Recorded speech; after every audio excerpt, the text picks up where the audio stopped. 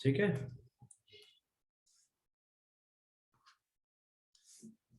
तो डायलिसिस जो है, डायलिसिस बेसिकली हम किस में देखते हैं? सबसे सिंपल कहे तो हमने किडनी का डायलिसिस सुना है कई बार।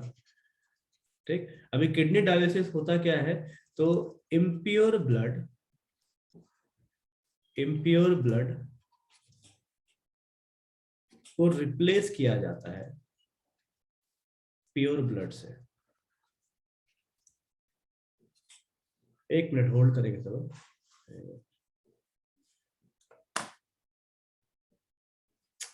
डर गया।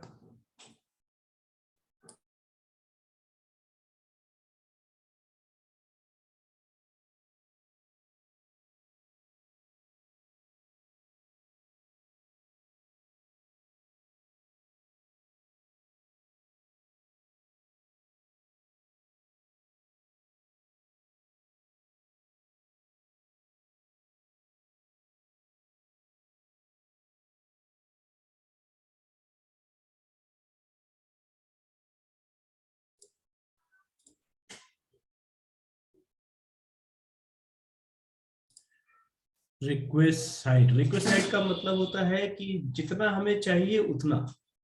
ठीक है, जैसे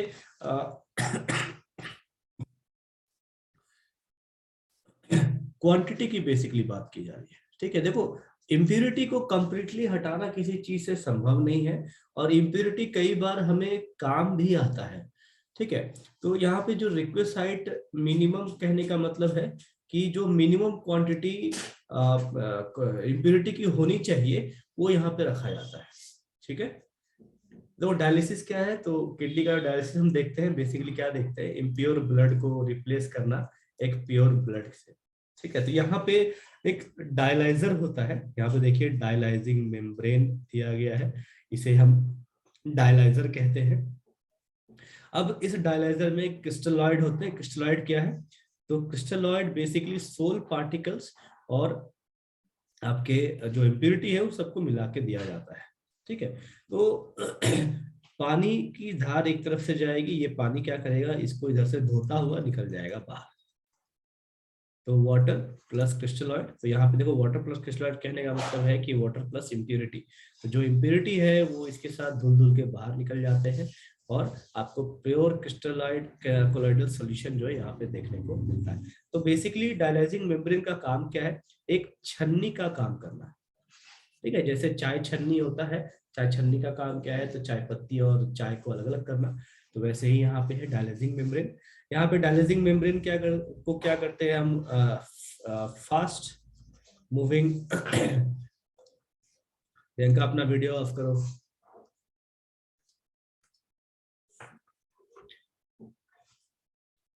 क्या बाहर छत पे बैठ के पढ़ रही हो क्या?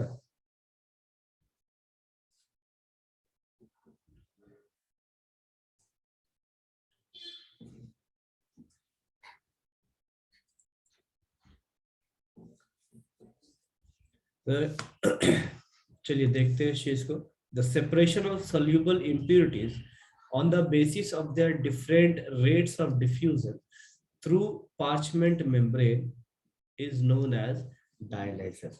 अब देखिए यहाँ पे एक नया वर्ड यूज किया है मैंने, रेट ऑफ डिफ्यूजन। क्या है ये रेट ऑफ डिफ्यूजन? कोई बता सकते हैं? मैंने ऑलरेडी बताया है पहले कई बार। रेट ऑफ डिफ्यूजन क्या होता है?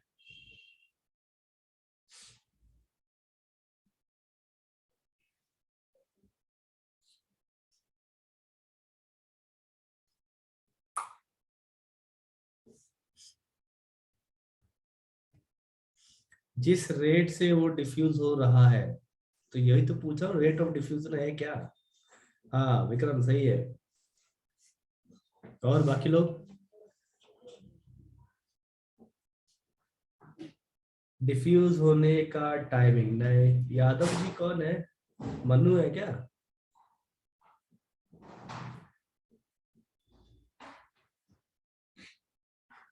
कमाल करते हो यादव जी, नाम भी गड़बड़ा दिए अपना।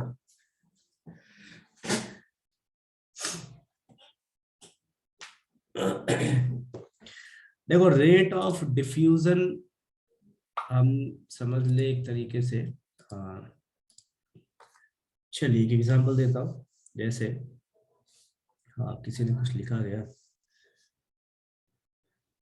दूसरे का फोन है। हाँ जया, जिस रेट से वो घुल रहा है, लेकिन यार रेट क्या है, रेट ही तो पूछ रहा हूँ। घुल रहा है वहां तक आधा ठीक है आपका। चलो देखिए अब जैसे देखो एक साइकिल है, साइकिल का ये टायर है। अब ये गोल नहीं बना है, ठीक है, तो ये टायर आप समझ सकते हैं। साइकिल के टायर में क्या है, एयर भरा हुआ है ट्यूब में, ठीक।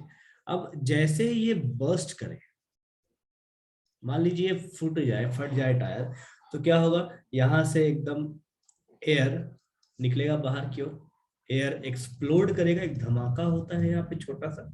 अगर साइकिल का टायर है, छोटा धमाका होगा। अगर कोई ट्रक का टायर देखो, लगता है जैसे बम फटा हो, ठीक है। तो यहाँ पे एयर जो है, एयर अंदर में अंडर प्रेशर होता है, अंडर प्रेशर होता है ये, ठीक। अब जब आप कह सकते हैं कि एक स्मॉल रूम में हाई प्रेशर एयर है, ठीक। तो यहाँ पे मैंने साइकिल के टायर को स्मॉल रूम कहा है। अब जब ये हाई प्रेशर गैस अचानक से रिलीज होता है बाहर, तो इसको हम कहते हैं कि ये हाई स्पीड में मिक्स कर रहा है, हाई स्पीड में ये मिक्स हो रहा है, ठीक है। कहां से, तो बाहर के हवा से मिक्स हो रहा है। तो यहाँ पे बेसिकली मिक्सिंग है किसका, तो टू गैसेस का, मिक्सिंग ऑफ टू गैसेस। हालांकि यहाँ पे दोनों गैस सेम ही है, क्योंकि हम यहाँ पे एयर को ही देख रहे हैं, एयर जो टायर में ट्यूब में है और जो एयर बाहर में है, उन दोनों को हम देख रहे हैं। तो बेसिकली इस मिक्सिंग ऑफ टू गैसेस को हम कहते हैं rate of diffusion, rate of diffusion. एक गैस का दूसरे गैस में मिक्सिंग, ठीक है, एक गैस दूसरे गैस में कितनी तेजी से मिक्स हो रहा है, उसको रेट ऑफ डिफ्यूजन कहते हैं। अब जैसे एक सिंपल सा एग्जांपल और ले लो, डिओड्रेंट, ठीक। डिओड्रेंट जो है, अब मान लीजिए ये कमरा है, या यूं कहे तो ये क्लासरूम है, और इधर पे किसी लड़के ने डिओड्रेंट लगाया है, जैसे कुणाल, ठीक। अगर कुणाल यहाँ पे डिओड्रेंट यूज करता है, तो आप देखिए जितने लड़के हैं सब उससे प्रभावित होंगे, ठीक है। सब लड़के के नाक में वो स्मेल जाएगा, वो अच्छा सा सेंट जाएगा, स्मेल नहीं कर सकता, अच्छा सेंट कह लीजिए, वरना बेचारा कुणाल भी बुरा मान जाएगा। तो जैसे ही कुणाल ने यहाँ पे डिओड्रेंट यूज किया, इस जगह पे जो यहाँ पे लोग हैं, इस जगह पे उनको तुरंत उनके नाक में ये सेंट चला जाता है, ठीक।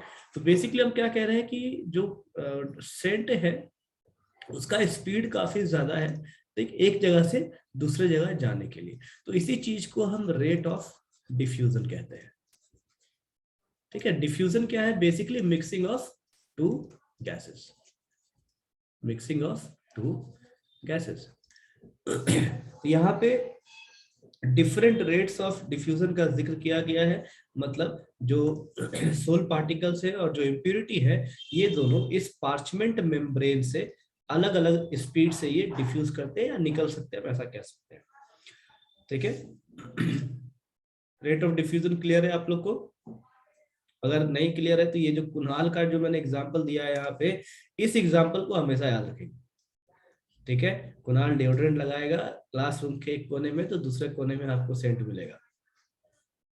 आज वैसे कुणाल आया नहीं है, पीयूष, पीयूष भी लगाता है वो ना, पीयूष? चलिए अच्छा है।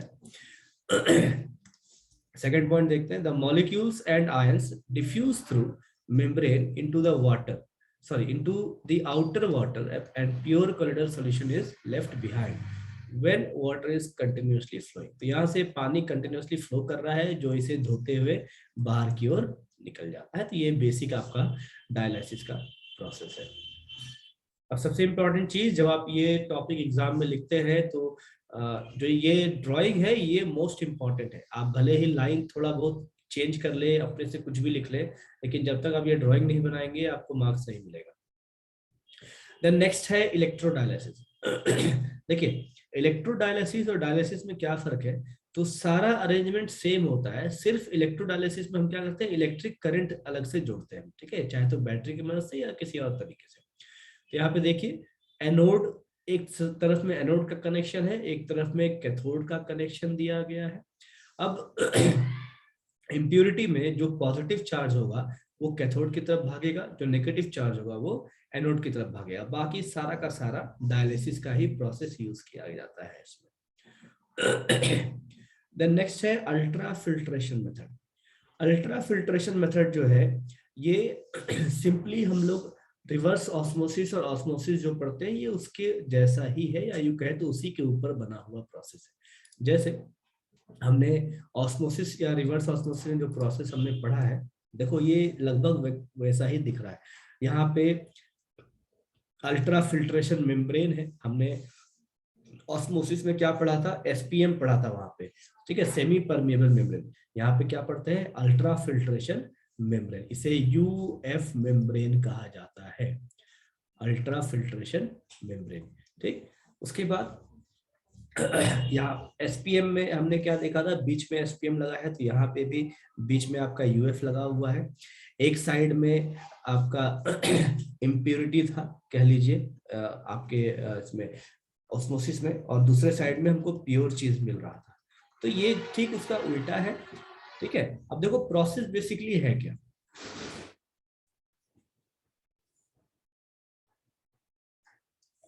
तो एक फिल्टर पेपर होता है, ठीक है। फिल्टर पेपर में आप सबको पता है कि होल्स होते हैं, पोर्स होते हैं, तो ये फिल्टर पेपर का मान लीजिए पोर्स है,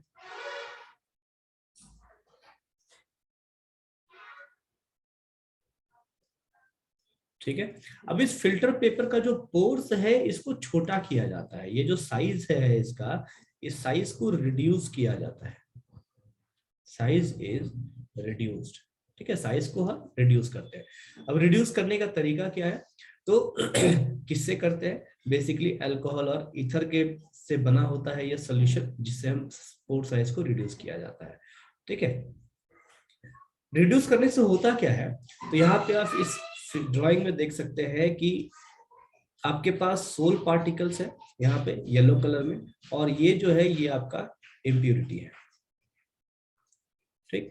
तो जब हम साइज को रिड्यूस कर देंगे इन पोर्स के साइज को, तो होगा क्या कि इस पोर साइज से जो इम्प्यूरिटी है ये इम्प्यूरिटी पास करेगा, ठीक, और जो सोल पार्टिकल्स है वो पास नहीं करेगा, sol particles does not pass due to large size, ठीक है। सोल पार्टिकल्स जो है बड़े साइज होने की वजह से ये छिद्र से या होल से पास नहीं कर पाते, और जो इम्प्यूरिटी है वो आसानी से पास जाता है, ठीक हमारे चाय छन्नी के जैसा, ठीक है। चाय छन्नी को देखिए, चाय पत्ती उसी में रह जाता है और जो चाय है वो छन के बाहर चला आता है। तो ये जो प्रोसेस है ये बेसिकली ऑस्मोसिस या रिवर्स ऑस्मोसिस का प्रोसेस है। हम यहाँ पे क्या करते हैं, प्रेशर अप्लाई करते हैं, जैसे कि हमने ऑस्मोसिस प्रोसेस में देखा था, तो यहाँ पे प्रेशर अप्लाई किया जाता है। प्रेशर को अगर हम बढ़ाएंगे तो इधर से फिल्ट्रेशन ज्यादा होगा, ठीक है, जैसे जैसे हम प्रेशर बढ़ाएंगे तो फिल्ट्रेशन हमको ज्यादा देखने को मिलेगा, प्रेशर कम करेंगे तो फिल्ट्रेशन कम देखने को मिलेगा, ठीक। अब इसमें एक तरीका और इंट्रोड्यूस किया जाता है, सक्शन का तरीका, ठीक है। जैसे इस साइड में इम्प्यूरिटी के साइड में हम सक्शन यूज करते हैं ताकि ज्यादा से ज्यादा इम्प्यूरिटी को खींचा जा सके, ठीक है, ज्यादा से ज्यादा इम्प्यूरिटी, जैसे वैक्यूम क्लीनर, वैक्यूम क्लीनर काम क्या है, तो इम्प्यूरिटी को सक करना, जो भी घर में कचरा वचड़ा रहता है उसको खींचना, तो प्रेशर के द्वारा सक करना, यहाँ पे भी वही काम होता है। एक साइड में हम इधर प्रेशर लगाते हैं, ठीक है, देखिए जहाँ पे प्रेशर लिखा हुआ है, जहां मैं माउस लेके जा रहा हूँ, एक बार हम इधर प्रेशर लगा सकते हैं ताकि जो डिस्पर्सन मीडियम है उसको कंप्रेस किया जा सके और उधर से इम्प्यूरिटी ट्रेवल करके इधर साइड की ओर चला है। दूसरा प्रोसेस क्या है, सिम लगाते हैं तो इस साइड की ओर सक्शन का प्रोसेस लगाते हैं, सक्शन प्रेशर बढ़ाते हैं ताकि इम्प्यूरिटी को खींचा जा सके, ठीक है। तो ये इसका बेसिक प्रोसेस है। अब इस टॉपिक से एक, ये तो सब्जेक्टिव पूछता ही है, इसके साथ साथ एक ऑब्जेक्टिव भी पूछता है जो कि काफी इंपॉर्टेंट है, ठीक है। पॉइंट नंबर 2, इसे मैं स्टार मार्क कर दे रहा हूं, 1 मार्क। ये या तो ऑब्जेक्टिव में देगा या फिर 1 मार्क के लिए ही सब्जेक्टिव में दे देगा। For objective as well as subjective. ठीक, चलिए एक एक करके सभी पॉइंट्स को देखते हैं क्या कहता है। पहला point, in ultra filtration process soluble impurities from source are passed through the pores of filter paper। ठीक है, ये जो पोर्स है, जो होल्स है, यहाँ से पास किया जाता है impurities को, which are, बीच में कहाँ से आया, which are reduced in size by impregnating with colloidal solution to stop the flow of soil particles।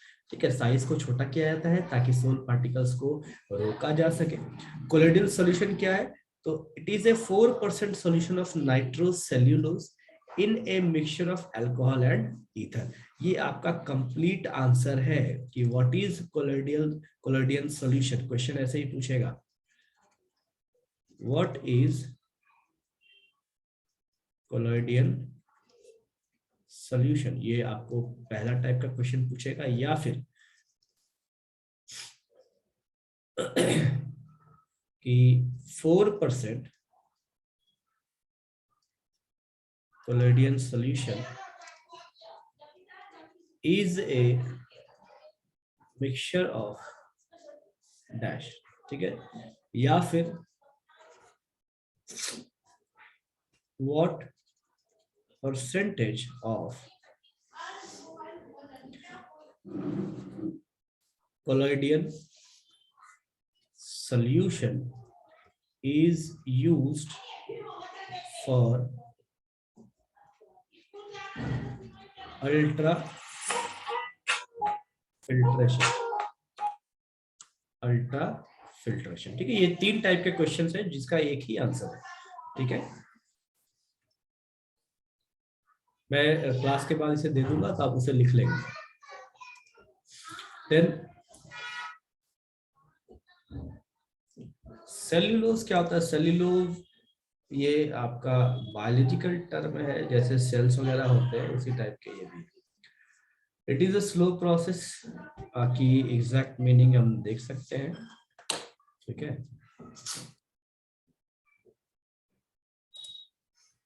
चलो एग्जैक्ट मीनिंग भी देख लिया जाए क्या है एग्जैक्टली।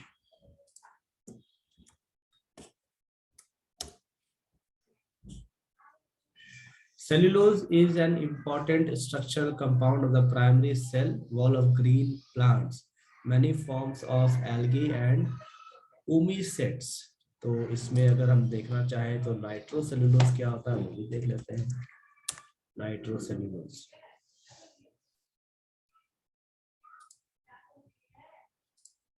ठीक है, यहाँ पे देखिए जहां मेरा माउस है, nitrocellulose is a highly flammable compound formed by nitrating cellulose through exposure to a mixture of nitric acid and sulphuric acid. ठीक, तो आप कह सकते हो सेल्यूलोज जो बायोलॉजिकल कंपाउंड है उसमें नाइट्रिक एसिड और सल्फ्यूरिक एसिड को ट्रीट करके बनाया जाता है। अगर इसका इमेज देखना चाहे तो आप इमेज भी देख सकते हैं। देखिए ये व्हाइट कलर का जो है ये आपका नाइट्रोसेल्यूलोज है। इसके मदद से फिल्टर पेपर का जो पोर है उसको छोटा किया जाता है।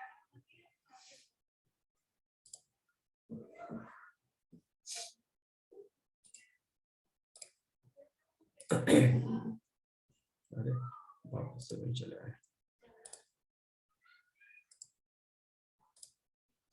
ठीक है, देखिए नेक्स्ट पॉइंट है इसका, it is a slow process and can be speed up by applying pressure और सक्शन। तो इधर में प्रेशर लगा सकते हैं और इधर में सक्शन लगा सकते हैं ताकि इस प्रोसेस की स्पीड को बढ़ाया जा सके।